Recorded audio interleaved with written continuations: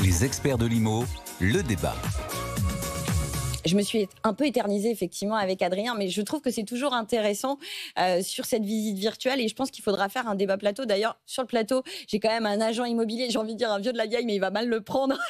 Ah ouais, Brice Cardy, président du réseau L'Adresse. Non, mais si, c'est intéressant cette question des visites virtuelles, mais on en reparlera parce que c'est pas le sujet du jour. Mais je préfère le monde réel. C'est un sujet, mais on débattra. Adrien, il viendra sur le plateau. Donc Brice Cardy, président du réseau L'Adresse à ma gauche et à ma droite, Sophie Autongue, la directrice générale adjointe de Finance Conseil, le courtier qui m'apporte assez régulièrement énormément de données très précieuses sur ce marché du crédit immobilier. Je le disais, on va faire un bilan assez complet de ce marché de l'immobilier existant.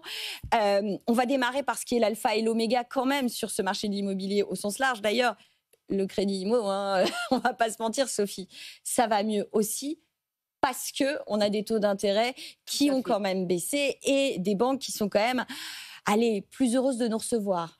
Complètement. Donc on a, c'est vrai, ce premier semestre est très positif. Le bilan est très positif pour l'ensemble des professionnels.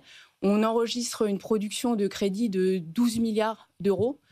Si on prend la même période en 2024, on était un peu en dessous de 8 milliards. Ouais, donc il y a un vrai truc. Il y a une vraie reprise sur le crédit immobilier et effectivement, les taux, ils sont pour quelque chose, puisqu'on a une baisse entre 0,75 et 0,95% fonction des régions depuis janvier 2024. Sur un an, si on prend la juillet 2024, on a pareil 40 points de base de moins, ce qui fait que les emprunteurs ont gagné en pouvoir d'achat. Si on emprunte 300 000 euros sur 25 ans, aujourd'hui, en coût d'intérêt, on gagne 21 300 euros, 71 euros par mois. Oui, c'est pas rien. Le gain est important et on a les primo-accédants qui sont revenus de manière significative et fonction des régions, on voit des disparités. Ça, c'est très important. Et de manière générale, il y a une envie d'acheter, donc la demande est présente et l'offre aussi, puisque nos partenaires bancaires nous accompagnent.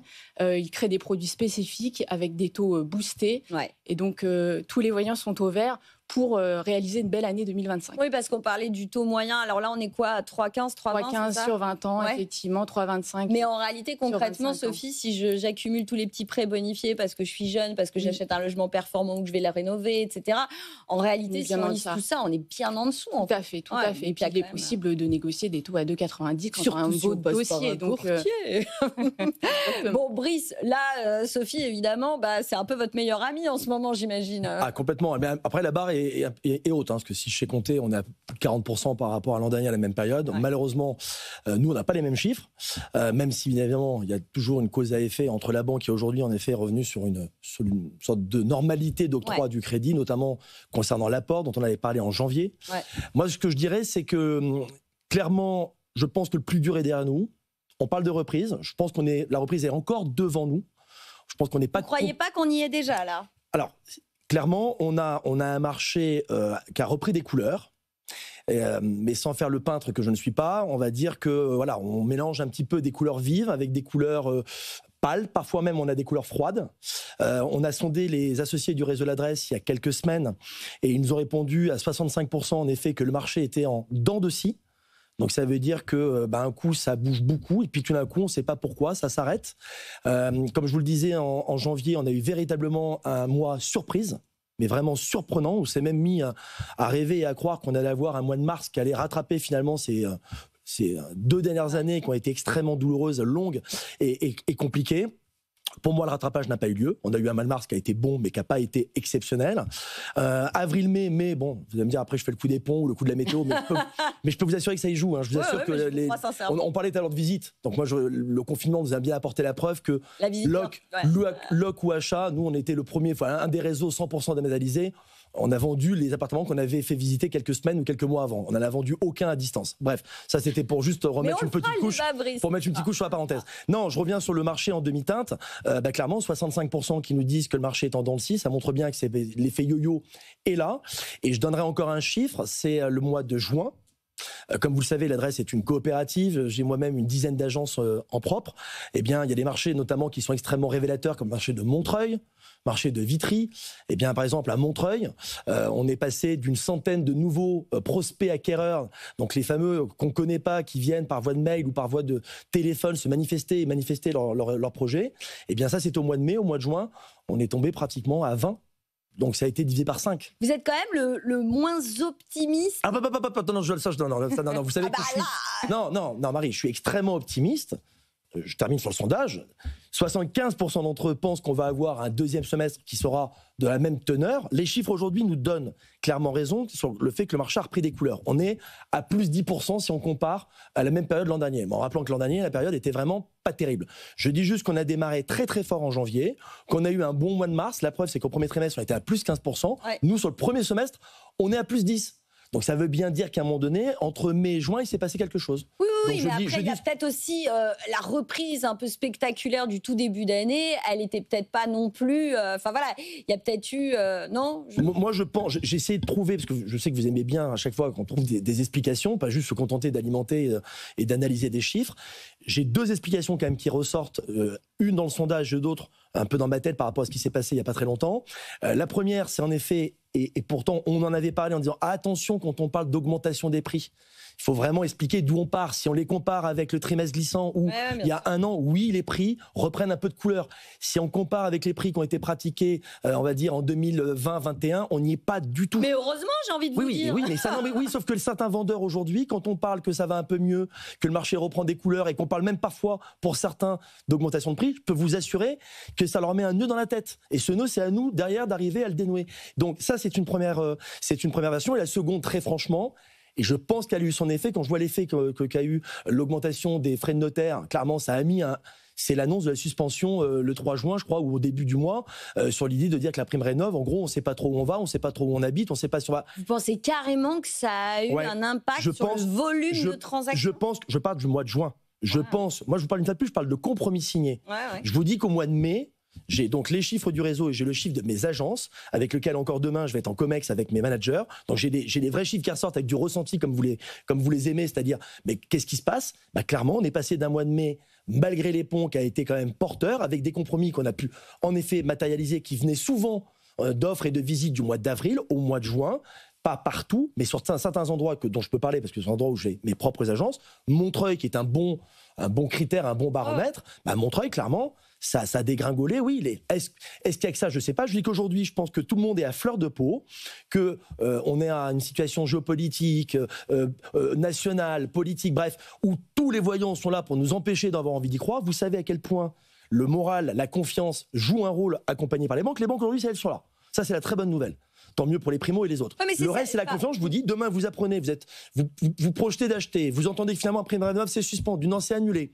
Et puis finalement, ça va peut-être revenir. Quand ? Vous faites quoi ? Vous faites ce qu'il faut surtout éviter dans le marché. Vous attendez. Vous attendez. Ouais, bien sûr. Mais c'est ça qui est assez terrible, Sophie, c'est qu'effectivement, il y a un effet psychologique qui est... Alors après, on peut l'entendre. C'est pas comme si aujourd'hui, quand on entendait l'actualité internationale, voilà, c'est pas hyper enthousiasmant. On va pas se mentir. Et avoir des projets immobiliers, c'est quand même se projeter dans l'avenir aussi. Mais pour autant, on le disait, la réalité des faits, c'est que les éléments sont plutôt positifs. Brice parlait rapidement de l'apport personnel.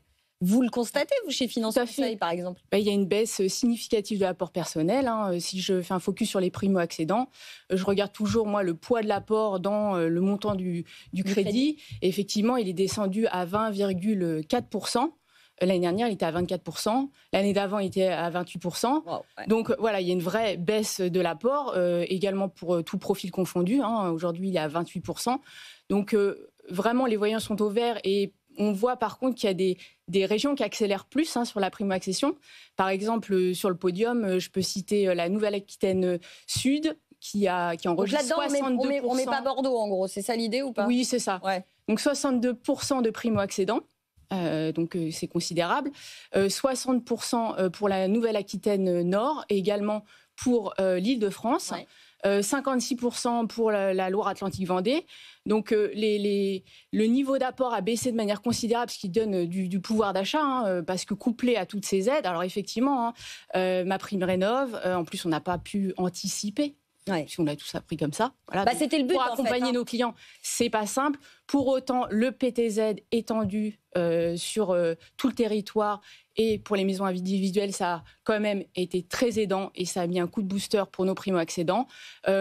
Effectivement, sur le niveau des transactions sur la maison individuelle, là, on gagne un peu de terrain, mais pour autant, on part de très très loin. Donc, en projection, on va peut-être faire 10 000 de plus, mais pas beaucoup plus. Et encore, on est généreux.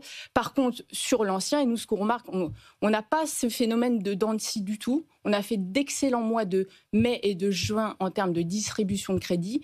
La clientèle n'a pas tari.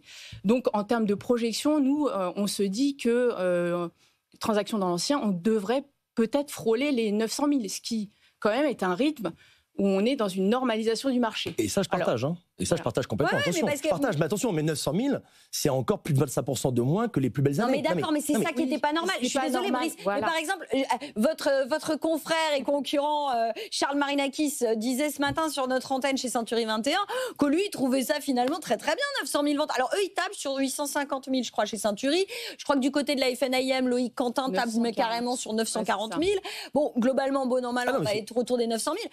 Ça ferait... Enfin, il y a de quoi je suis d'accord, je suis complètement d'accord. Maintenant, une fois de plus, pour revenir sur les chiffres, m'arrêtez, Sophie, si je dis des bêtises, mais les chiffres constatés notamment sur l'octroi et la distribution de crédit, si c'est les mandats que donnent les agences ou d'autres à des courtiers, généralement, le crédit est accordé à 45 jours. Les chiffres des 40%, logiquement, c'est à la signature. Allez, vous parlez d'un décalage. Ben non, mais il y a un petit décalage. Il y a un petit décalage. Je vous dis juste que là, très franchement, dans le sondage, globalement, tout le monde est d'accord pour dire que ça va beaucoup mieux que l'an dernier. 65%, le phénomène dans le CI, 25%, important de le dire, que le marché est dynamique. Donc ça veut bien dire qu'il y a plein d'endroits où ça va beaucoup mieux que l'an dernier. Je dis juste que ce phénomène yo-yo, il existe. Il y a des mois où on ne comprend pas, où ça marche très fort. Et puis il y a des mois où tout d'un coup, ça se calme un peu. Est-ce que c'est la moindre annonce ? Est-ce que c'est pas lié aussi au décalage des saisons ? Et attention, je ne veux pas partir sur un débat de climatologue.